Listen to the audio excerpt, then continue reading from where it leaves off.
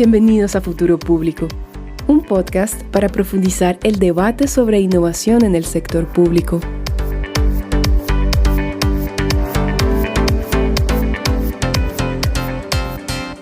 Hola, bienvenidos a Futuro Público. Yo soy Alberto Burst.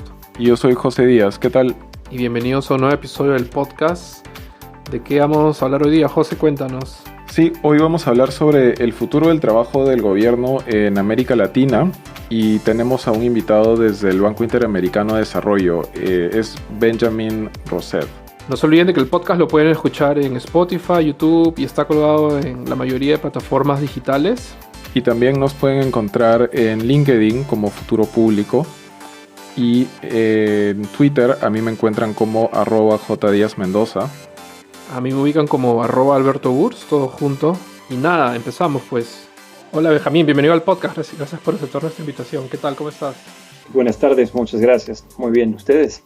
Acá pues listos para conversar, espero, sobre un tema que le vaya a interesar a la gente que suele escucharnos acá en el podcast. Pero primero voy a empezar presentándote. Benjamín es estadounidense, él tiene una maestría en Asuntos Internacionales de Columbia University, una licenciatura en Relaciones Internacionales de Tufts University y una licenciatura en Música del New England Conservatory. Actualmente se desempeña como especialista senior en modernización del Estado en el BID, en el Banco Interamericano de Desarrollo, donde coordina el trabajo analítico para el clúster digital de la División de Innovación para Servir al Ciudadano. Y entre algunas de sus tareas es realizar evaluaciones de impacto y otras investigaciones cuantitativas y cualitativas dentro del sector. Ha sido editor y coautor de diversas publicaciones del BID, tales como El fin del trámite eterno, Servicios públicos y Gobierno digital durante la pandemia, y más recientemente Transformación digital y empleo público, el futuro del trabajo del gobierno, cuyos hallazgos y conclusiones pienso que serán el foco de esta sesión.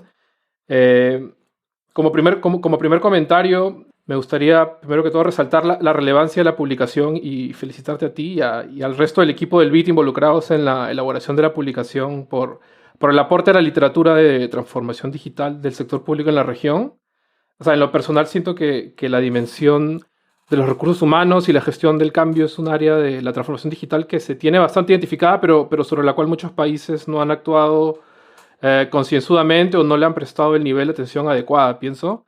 También quería comentarte que varios de los pasajes del libro han resonado con mi experiencia personal. En especial me hizo acordar de una entrevista que hice hace unos años cuando escribía mi tesis de maestría sobre agilidad en el sector público en Perú y la cabeza de una entidad me comentaba pues lo difícil que era para ellos en ese momento contratar a un especialista en UX, o sea, en User Experience Design, y cómo ellos veían una serie de barreras dentro de sus propios procedimientos para contratar ese tipo de perfiles y cómo dentro de esa entidad, por ejemplo, habían varios funcionarios, principalmente abogados, que ya venían trabajando por décadas y pensaban de que no puedes meter pues, a cualquier persona joven que quizás tampoco tiene una carrera universitaria y que vaya a ganar de repente un sueldo similar a las personas más antiguas. Cosas de ese tipo que van desde lo más legal a cosas como clima laboral, ¿no? Y quizás tomando esta breve historia como un ejemplo de lo que debe estar pasando actualmente en muchísimas entidades públicas, mi primera pregunta para ti sería, ¿qué crees que debería ser lo primero que debe hacer la cabeza de una entidad pública al darse cuenta que necesita incorporar este tipo de perfiles digitales a su organización? Pues Alberto, yo creo que el proceso empieza realmente cuando uno empieza a planear su transformación digital. Porque si el aspecto de capital humano es algo que se piensa después de la transformación digital, es una receta para un desastre. ¿Por qué? Porque sin el talento adecuado para impulsar la transformación digital es poco probable que ocurra o ocurra exitosamente. Y si no se piensa en los efectos disruptivos que puede tener la transformación digital sobre el trabajo de los funcionarios actuales, tampoco va a funcionar, porque al final, para que una institución se transforme digitalmente, tienen que haber usuarios de las nuevas herramientas. Y me refiero a los funcionarios que tienen que operar los sistemas de identidad, de firma, de expediente, de interoperabilidad, de la nube, de lo que sea, y sin una adecuada preparación de esos funcionarios a nivel cultural y a nivel técnico, simplemente no va a pasar. Entonces, mi principal sugerencia es de pensar en esos dos ejes del impulso y la adaptación a la transformación digital al inicio de cualquier proceso de reforma, al mismo tiempo que se está pensando en las reformas tecnológicas, las normativas, incluso las de estructura organizacional, que son típicamente partes de la planeación estratégica. Lo que es menos común ver, como tú bien dijiste, es un eje de capital humano. Y si al final de este esfuerzo empezamos a ver más instituciones que consideran el capital humano como parte integral de la transformación digital, yo voy a decir que hemos tenido éxito. Me parece muy interesante lo que dices porque generalmente cuando se planifican no solamente políticas públicas de transformación digital, sino en general, es como que el sector público asume que como ya por default tienen el personal necesario para ejecutarlo, ¿no? Cuando en realidad, y eso como omite, no sé si a ciegas, el pensar precisamente en el capital humano, en quiénes, con quiénes contamos, qué necesitamos a futuro, e inclusive cuando se habla de transformación digital, pensar un poco también cuáles son los perfiles que vamos a necesitar más adelante, ¿no? Entonces, como a esos tres niveles, creo que en realidad no se entra mucho o casi nada dentro, al menos en Latinoamérica. Sí, estoy de acuerdo. Tradicionalmente lo que pasa en las entidades públicas en todas partes es que hay un divorcio entre quienes diseñan la política pública y quienes la implementan.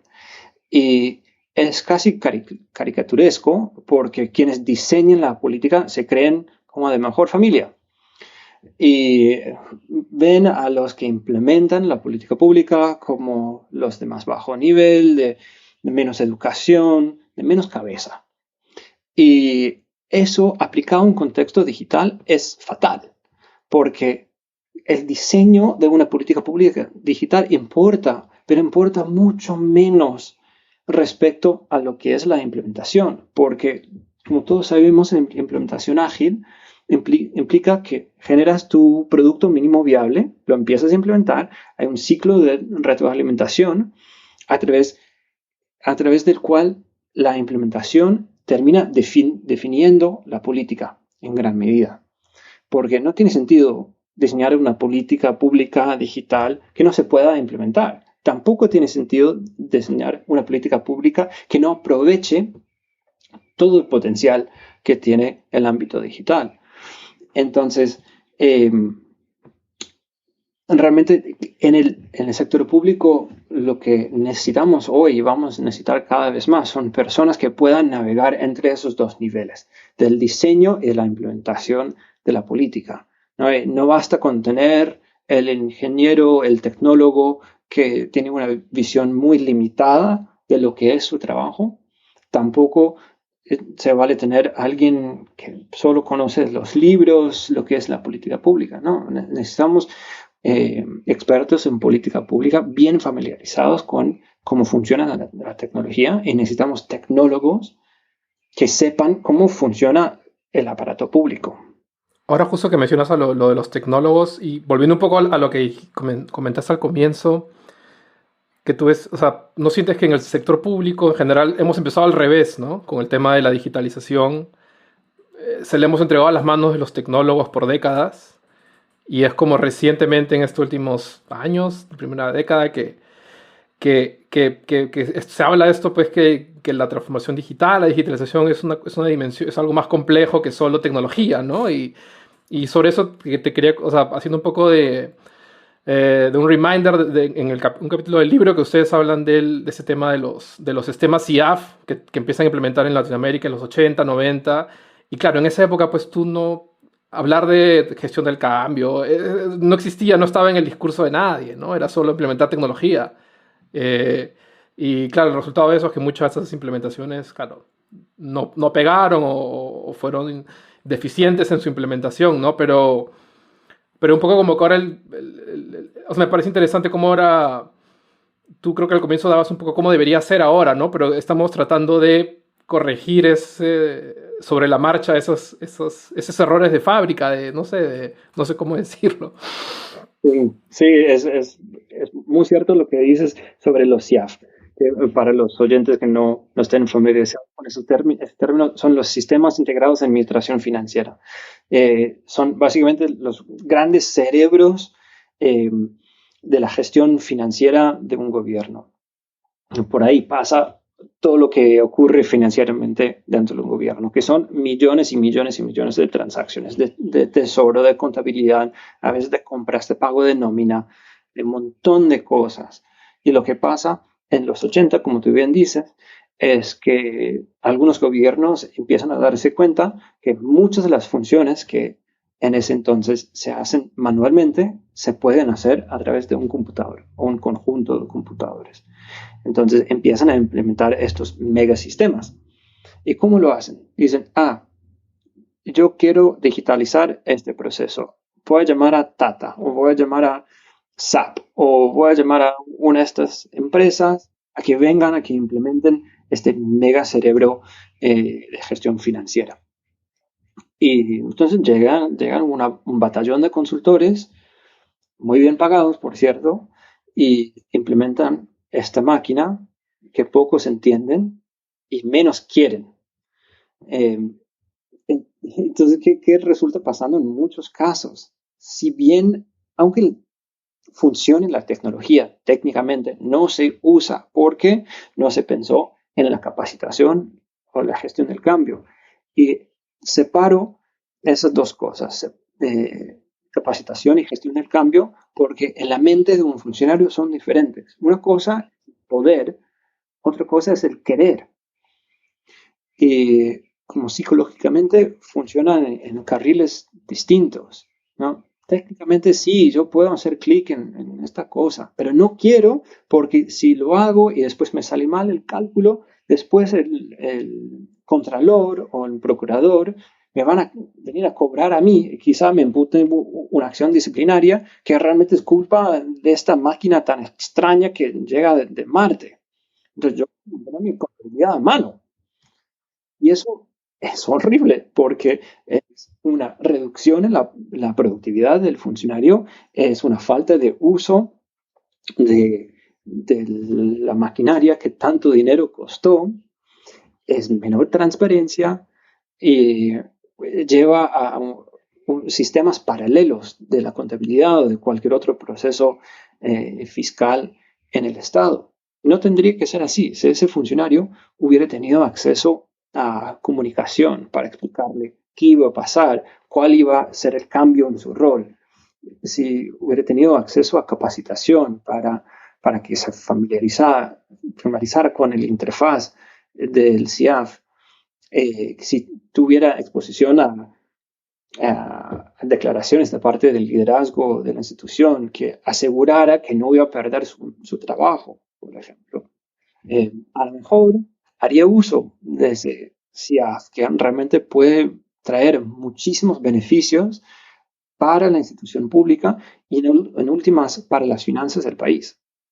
Sobre el tema de los CIAF, me trajo a colación, de hecho, un estudio que hice con la Konrad Adenauer Foundation sobre gobiernos locales, y era en Perú que como el 100% de gobiernos locales tiene instalado el CIAF, pero cuando veías la interacción del CIAF con el resto de sistemas administrativos, ¿no? Como de recursos humanos, de contabilidad, etcétera, el porcentaje de implementación bajaba como a menos del 20%. Entonces, mi pregunta ahí va por ejemplo, en el caso específico, ¿no? Del CIAF, si es que estos sistemas, cuando se piensa en transformación digital o en implementación de plataformas digitales, si se piensa a estos sistemas solo como una única isla que te va a solucionar muchos temas, o tiene que estar integrado con el resto de estas plataformas existentes que le podrían, digamos, dar mayor impulso. Porque ahí también viene un poco el tema de cambio, ¿no? O sea, si es que a un funcionario se le dice, bueno, esto no solamente te va a facilitar tu trabajo, sino lo vas a poder hacer de mejor manera con otras personas, o sea, capaz puede ser distinto, ¿no?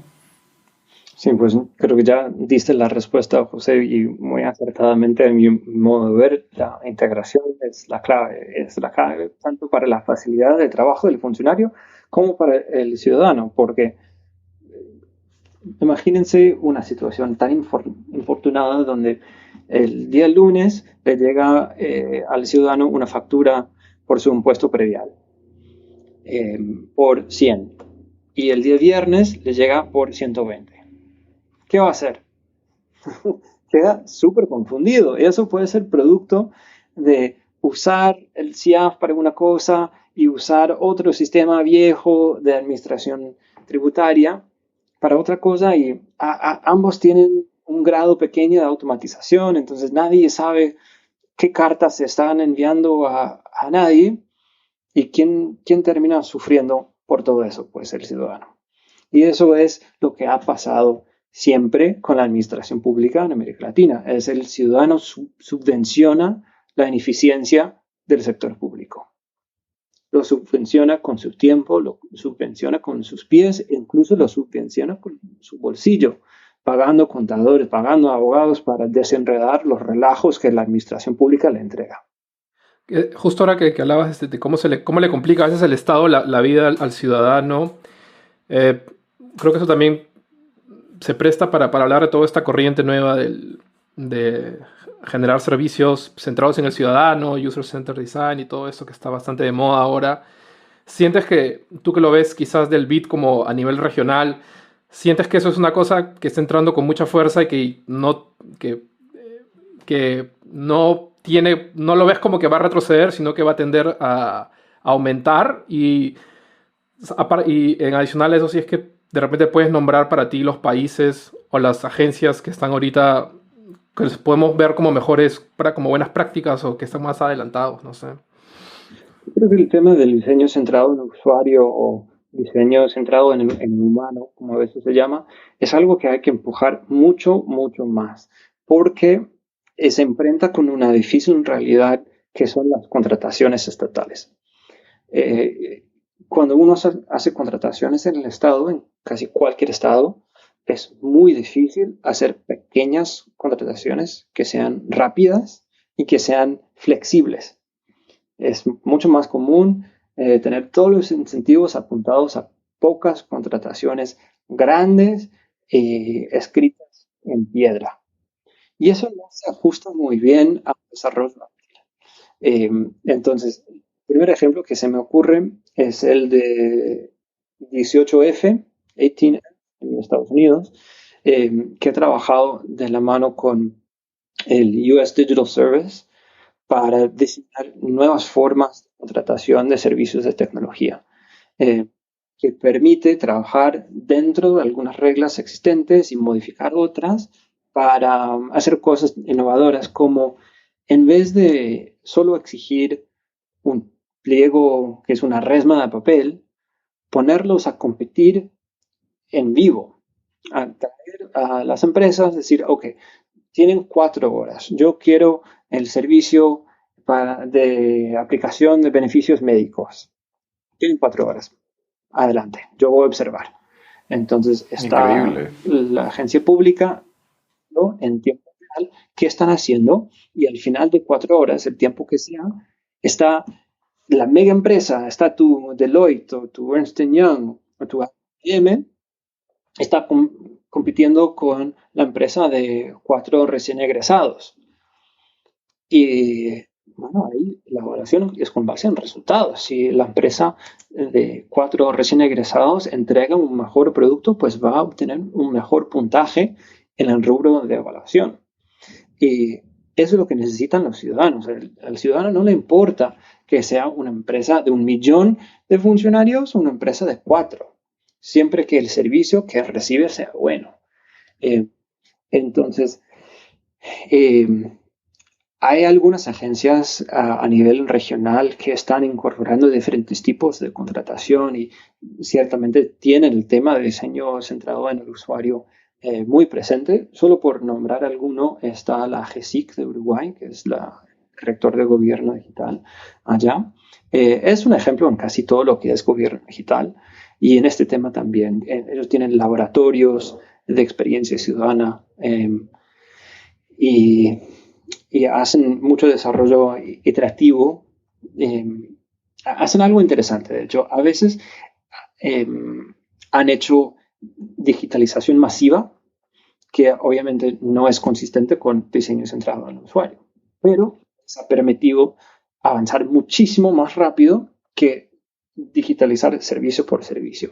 Entonces, por un lado tienen este camino de producción industrial y por otro lado tienen una serie de mecanismos de refinamiento más artesanal que les permiten entender las necesidades del grupo de usuarios de cada servicio de forma muy específica, sean mujeres con situaciones de violencia o que sean personas mayores de edad, sean jóvenes en situaciones de riesgo. O sea, el Estado presta muchos servicios para poblaciones específicas y ellos tienen claro que los servicios digitales también tienen que atender las necesidades de esas poblaciones específicas. Uh-huh. Ahí justo como cuando nombrabas el caso de 18F y USDS, y creo que también por ahí podríamos quizás agregarle, por ejemplo, el caso de GDS en el Reino Unido, de repente, que son estas agencias, no sé si tiene algo que ver con la tradición del Estado anglosajón, qué sé yo, pero, por ejemplo, tú hablabas de cómo ellos, por ejemplo, ya han logrado de cierta manera hacer como una especie de adquisiciones o procurement más ágil, ¿no? Separarlo en pequeños pedacitos y hacerlo más competitivo, ¿no? Y no sé, tú piensas que, ese tipo para ese tipo de políticas, iniciativas, para que entren al resto de la región, sobre todo el lado más latinoamericano, quizás, con todas nuestras taras y cosas que cargamos en el sector público, ¿tú lo ves eso como algo factible en los próximos años, adoptar tranquilamente? Sí, total. Algunos países que tienen esquemas de contratación pública bien innovadores, si no lo están haciendo ya, no les va a quedar muy complicado. 3 se me vienen a la mente. Chile compra en Chile, Colombia compra eficiente en Colombia y comprar en Argentina. Lo que es común a estos 3 sistemas es la digitalización, justamente. Al consolidar información sobre empresas e instituciones y productos, se les facilita generar un mercado mucho más ágil y también automatización de un montón de procesos, como las primeras 20 hojas de cualquier postulación a un proceso licitatorio. La empresa registrada puede decir, un clic, aquí está mi información. Entonces, con eso se recorta, qué sé yo, una semana del proceso. También los aspectos de evaluación se pueden automatizar en gran medida. Esta empresa cumple o no con los requisitos básicos de convocatoria. Eso se puede establecer por regla.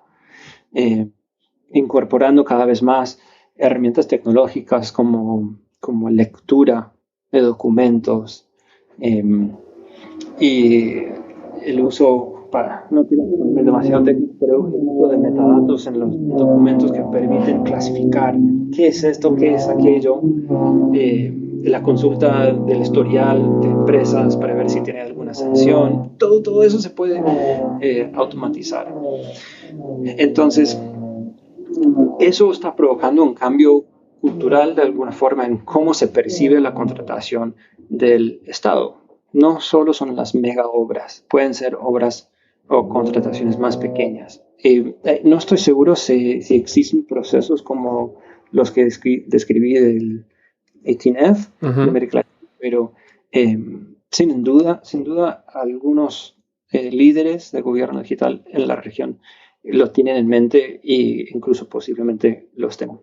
Sí. O sea, yo, digamos, personalmente, como que siento, por ejemplo, una de las cosas que más me frustran de todo el tema del gobierno digital es que a veces uno se pasa meses de meses construyendo estas tablas inmensas de requisitos técnicos que debe cumplir una solución tecnológica y cuando tú sacas, al momento después de 8 o 10 meses que sale eso a la licitación, de repente ya no lo necesitas o de repente ya la tecnología ya pasó su utilidad, ¿no? Entonces es un tema también importante Sí, seguramente ya viste el caso del contrato Jedi con el Departamento de Defensa de Estados Unidos. Para los oyentes que no lo han escuchado, es una historia bien graciosa. Sí, si nos lo puedes contar, por favor. Sí, entonces está el Departamento de Defensa de Estados Unidos, que es un departamento más grande que la administración pública de muchos países. Tienen un presupuesto inmenso. Eh, Ellos deciden, necesitamos un mega sistema de computación en la nube. Y este contrato va a tener un valor de aproximadamente 10.000 millones de dólares. Ok, entonces lo sacan a licitación. Después de un proceso larguísimo, no sé cuántas páginas tenía ese pliego de licitaciones, pero debían ser. Se presentan varias de las empresas más grandes de tecnología, IBM, Microsoft, Amazon, creo que Cisco, no sé quién más. Y gana Microsoft. Gana Microsoft después de un proceso evaluativo larguísimo. Y es el contrato más grande en la historia de Estados Unidos. Que es mucho decir. Y todo es para computación en la nube. Y enseguida Amazon protesta, dice, no, algo estuvo mal en ese proceso, quizá hubo corrupción, hay acusaciones de todo tipo. Pero formalmente presenta un recurso de protesta. Y creo que incluso metieron una demanda, no recuerdo bien. Y hace un par de días, a inicios de julio, más de 6 meses después de otorgado el contrato, el Departamento de Defensa sale y ¿qué hace? Cancela el contrato. ¿Por qué? No porque esté inconforme con la oferta hecha por Microsoft, no, estaba perfectamente conforme, sino porque lo que estaban pidiendo antes ya estaba obsoleto. Toda la pelea, todo el fluidaje, por nada. Claro. El mundo avanzó, los requerimientos cambiaron, las necesidades se modificaron. Tal cual. Y ahí tengo una pregunta, o sea, yendo un poquito en realidad más para atrás en el caso, o sea, específicamente a estos procesos de licitación o cómo se arman estos requisitos, o sea, creo que el trasfondo de esto un poco también es las personas que están detrás, ¿no? Por ejemplo, o sea, en esta oficina de Estados Unidos me imagino que funciona porque ya hay, digamos, tecnólogos con abogados, etcétera, que están adaptados, o sea, que están aptos para conceptualizar como, ok, estos requisitos tecnológicos o estos requisitos, que pueden ser súper nuevos, pero los vamos a utilizar para un proceso de licitación o para mejorar, no sé, la calidad de nuestras decisiones. Pero digamos, aterrizándolo más en Latinoamérica, muchas de estas oficinas pues están, por decirlo así, capturadas por abogados, ¿no? Que no está mal, o sea, ellos tienen una función súper importante, pero la decisión pasa mucho por el derecho, ¿no? No necesariamente por la eficiencia o por esta utilidad o este pensamiento que puede ser un poco más futuro, ¿no? Que es lo que tú acabas de mencionar. Claro, ahí cómo haríamos, ¿no? ¿Cómo podríamos mejorar, digamos, este toma de decisiones? Hay que pensar en una estrategia de doble vía.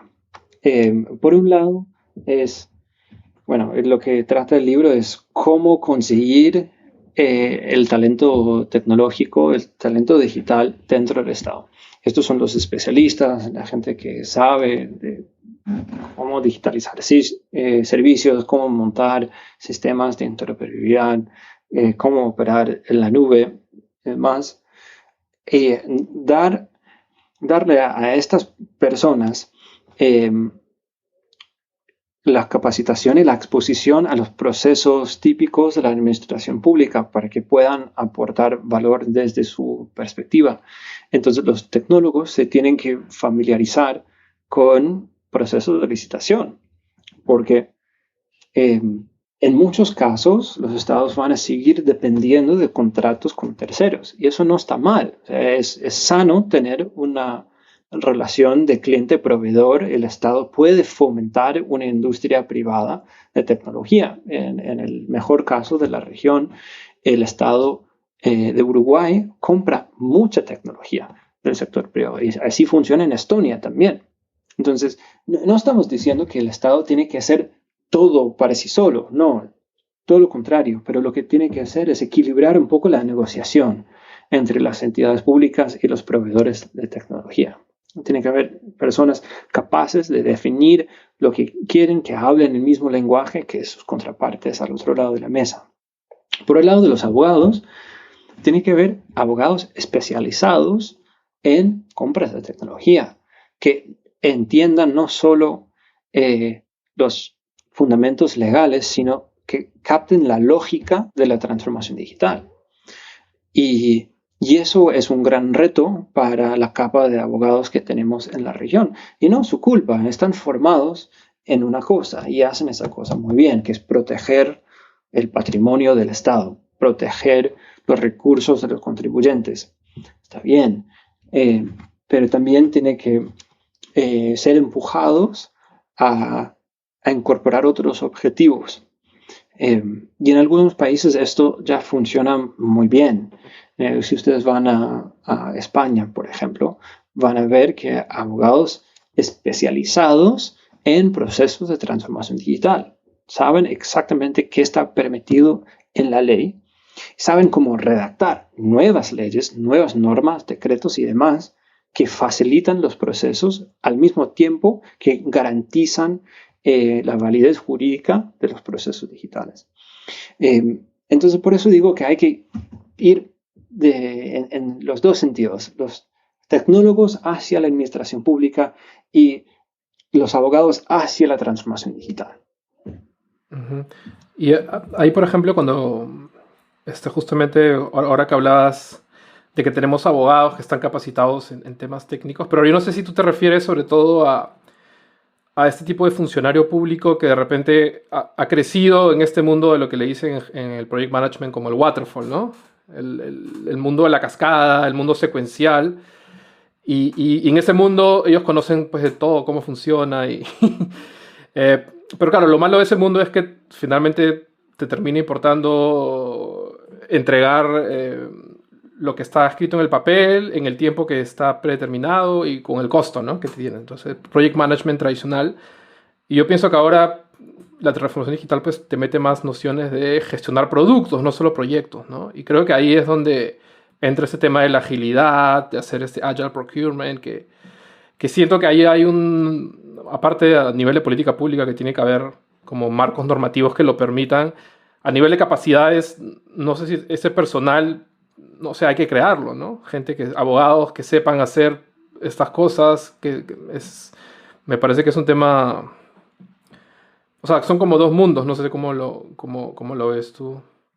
Sí, se me ocurre un ejemplo interesante, que es el del Government Digital Service de Reino Unido, que tiene una carrera, una profesión digital. ¿Y quiénes están en esa profesión digital? Tecnólogos, sí, pero hay historiadores, hay sociólogos, matemáticos, economistas, hay de todo. Y las personas que están en esta profesión pueden recibir capacitación en temas digitales. ¿Y a qué me refiero con un tema digital? No solo la tecnología, la programación, eso es una parte importante, pero es lejos de ser la totalidad. Me refiero a gestión de productos, me refiero a desarrollo ágil, me refiero a investigación de la experiencia del usuario, diseño de la experiencia del usuario, un montón de profesiones que son aprendibles por personas con una formación diferente a la tecnología. Si tú miras los líderes hoy en día del Government Digital Service o del USDS en Estados Unidos, algunos de ellos son tecnólogos en su formación de base, pero muchos no. Entonces, ¿cómo logran eso? Pues en la práctica.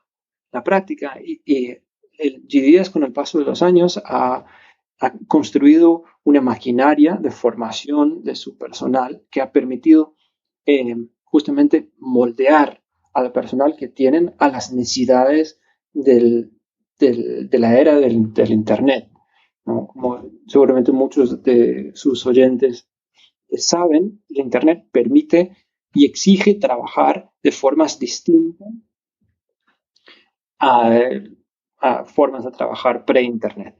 Como esto de actualizar en tiempo real, de comunicar en tiempo real, de tener ciclos cortos de horas o días, no semanas, de iteraciones de productos, de relaciones de trabajo horizontales y menos jerárquicas, etc. No es solo un tema de replicar Silicon Valley en la administración pública, es porque los productos digitales para alcanzar su potencial exigen estas formas de trabajar.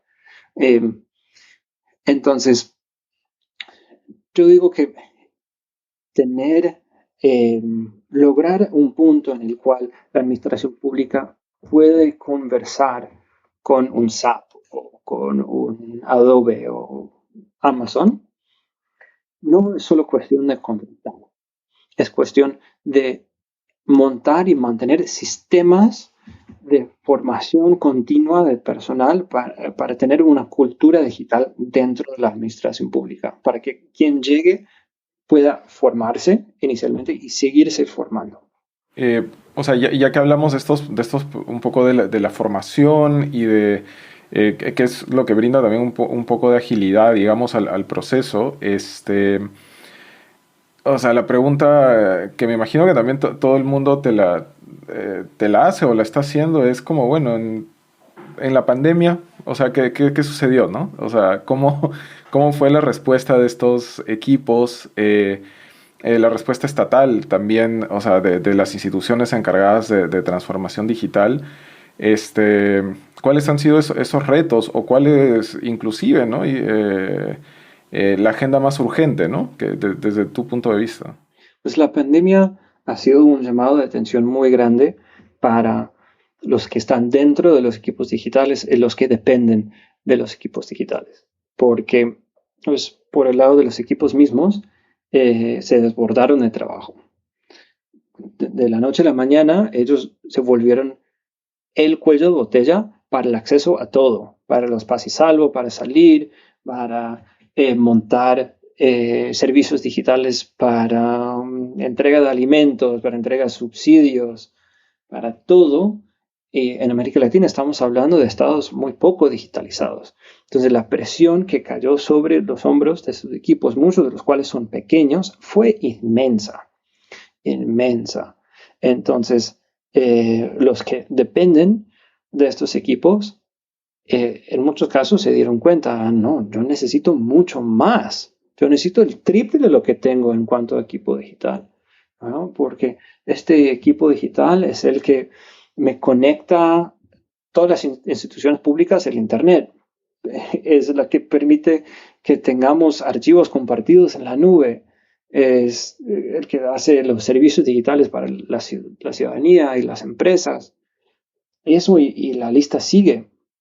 Entonces, lo que yo estoy percibiendo ahora es una nueva ola de interés en transformación digital, un nuevo respeto o admiración o al menos consideración por el trabajo de estos equipos, lo cual es muy importante porque en algunos países, tipo Uruguay, el equipo digital, en el caso de Uruguay, la GESIC ha tenido una posición de prestigio por muchos años. Pero en otros países no están así. Tenemos un equipo digital escondido dentro del Ministerio de Hacienda o de un Ministerio de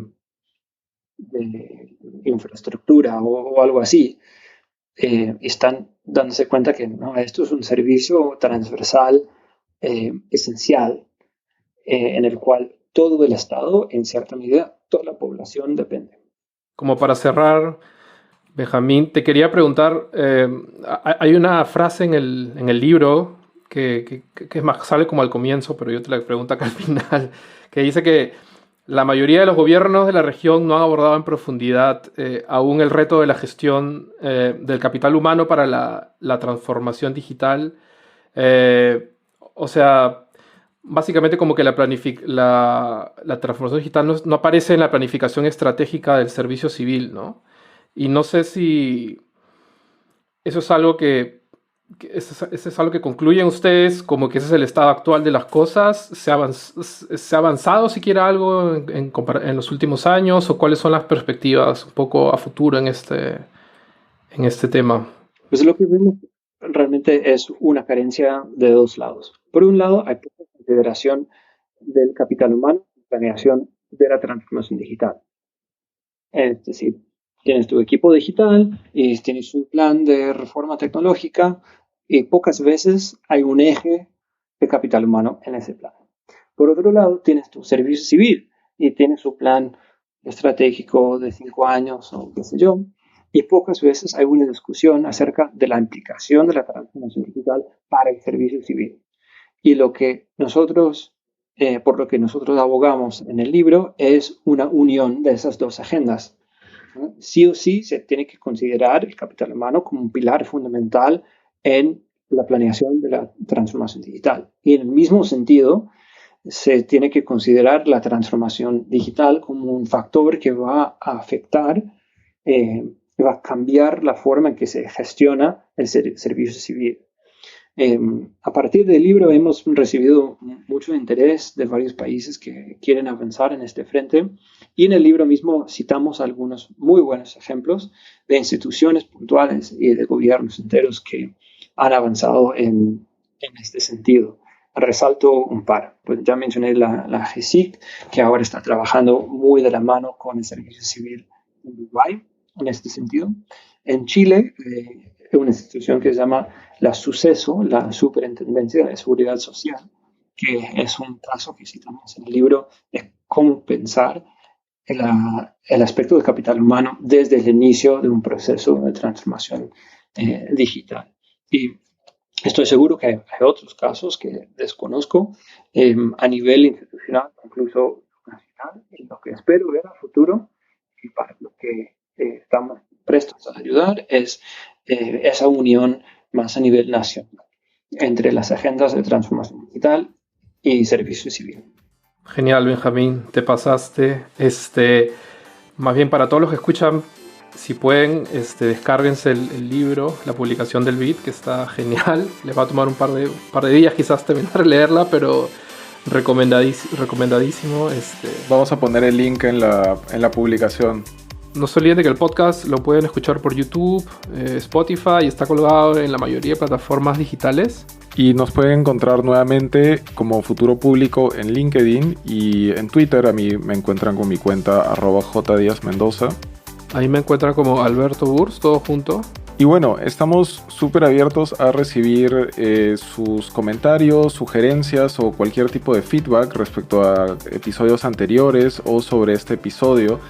Y solamente decirles que en esta ocasión conversamos sobre la base de una publicación del Banco Interamericano que se llama Transformación Digital y Empleo Público, donde Benjamin estuvo involucrado también.